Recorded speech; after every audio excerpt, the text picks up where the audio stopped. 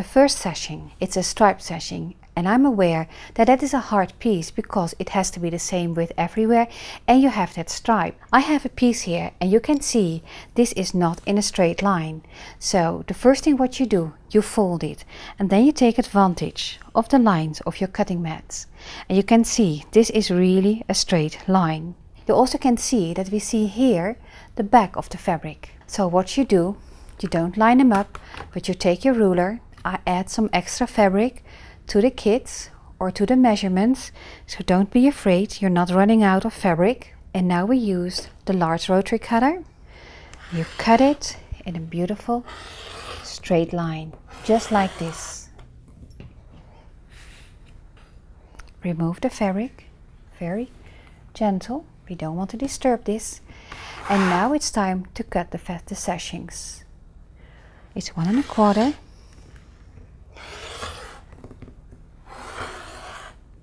Okay, I think I've done it. We have to cut 3 of those. So this is the first one, and I will show you how we make the sashing work. Put the template on top of the piece, just like this. I give it a rough cut, just like this. You take your ruler, and I will trim it just like this. And I cut it on this side as well. Here we have our beautiful sashing, but don't forget the markings because they are important to sew everything together. There is the mark, and I use a white marker for this one. Makes it so much easier. This one is on the opposite. And now it's time to add the first sashing to our centerpiece. And here is the centerpiece that we already have made. What we do, you cut the sashings in the same size. We have side 1 and side 3, side 2 and side 4. So what you do, your markings and the outsides, that's where you have your first pins, just like this. And you can see they will match.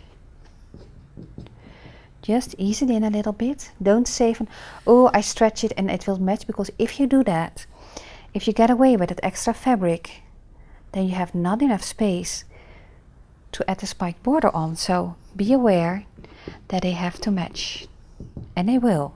Now we pin the piece. Just pin it. This is just regular sewing, so it's not a big deal. The center and the outside.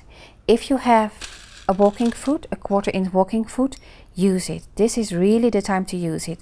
It's a big help. And you can see how easy it is to ease it in. So don't be afraid, just a 1/4 inch, and that's all you have to do. So the first thing what you do, side 1, sashing 1, side 3, and then you do the cornerstones to sashings 2 and 4, and you pin them also onto the piece. That's how you do it.